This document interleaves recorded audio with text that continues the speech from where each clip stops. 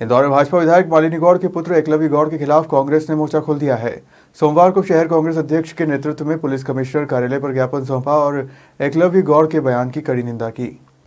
दरअसल इंदौर के विधायक मालिनी गौड़ के पुत्र और हिंद रक्षक संगठन के प्रमुख एकलव्य गौड़ ने हाल ही में व्यापारियों के साथ बैठक की, जिसमें उन्होंने लव जिहाद को लेकर बयान दिए थे। उन्होंने शीतला माता बाजार में मुस्लिम दुकानदारों और सेल्समैन को निशाना बनाते हुए व्यापारियों से इन लोगों को बाहर निकालने की अपील की, जिससे नाराज कांग्रेस कार्यकर्ताओं ने सोमवार को पुलिस कमिश्नर कार्यालय पर ज्ञापन सौंपा। शहर कांग्रेस अध्यक्ष चिंटू चौकसे ने कहा कि यह लोकतांत्रिक देश है, यहाँ किसी एक व्यक्ति के कहने पर धर्म समाज देखकर उसे नौकरी से नहीं निकाला जा सकता। कांग्रेस ने इसे तानाशाही बताया। पेपर के माध्यम से पता चला कि विधायक मालिनी जी के पुत्र एकलव्य सिंह गौड़ जी ने एक बयान दिया कि शीतला माता बाजार में कोई मुस्लिम कर्मचारी काम नहीं करेगा, ना मुस्लिम किराएदार रहेगा।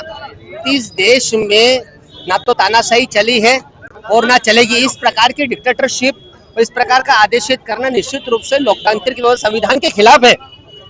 ये शासन प्रशासन को सीधा सीधा चैलेंज है कि एक व्यक्ति चैलेंज कर रहा है कि मैं ये नहीं होने दूंगा, वो नहीं होने दूंगा।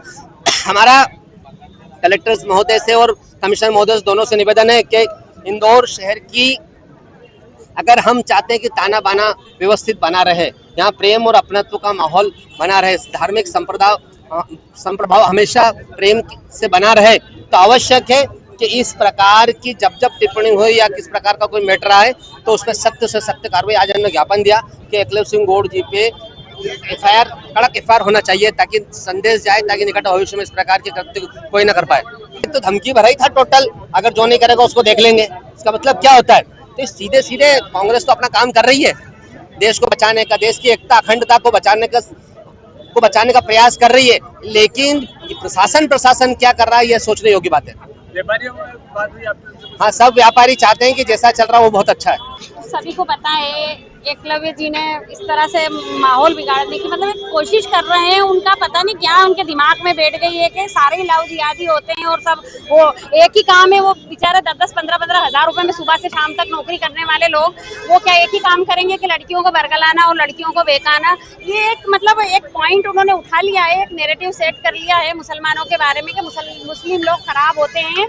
और इस वजह से उन्होंने शीतला माता बाजार में जो लोग 25 साल से 20 साल से काम कर रहे थे उनको कह रहे हैं यहाँ से हटाओ। व्यापारियों पर दबाव बना रहे हैं कि भैया इनको निकालो।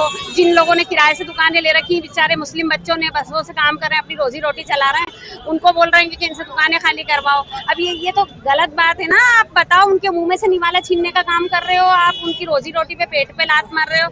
अब आप बड़े पद पे हो, आपकी मम्मी इतने बड़े पद पे हैं, आपको तो चाहिए देने वाला बने, छीनने वाला थोड़ी बने। आपको अगर ऐसा लगता भी है तो उनको बच्चों को बुलाओ, उनको समझाइश दो, ये करो। और सच में कोई गलत होता है तो आप बेशक उसको फांसी पे चढ़ा दो, हम उसके हित में नहीं बोलेंगे।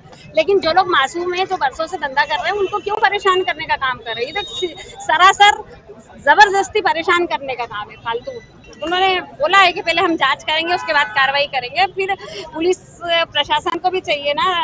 आप 1 मिनट में अगर इसी में दूसरे पक्ष का इंसान होता तो 1 सेकंड में आप कार्रवाई कर देते। अब वो विधायक का बेटा है तो उसके लिए कार्रवाई नहीं कर रहे। तो हम ये नहीं बोल रहे हैं उसके ऊपर कोई भी कड़ी कार्रवाई करे, लेकिन आप कम से कम समझाओ तो सही कि जो चीज गलत है ये गलत है। पुलिस का क्या काम है? समझाने का काम है ना अधिकारियों का।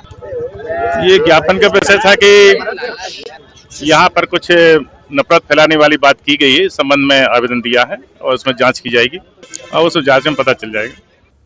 इंदौर से हार्दिक प्रजापत की रिपोर्ट।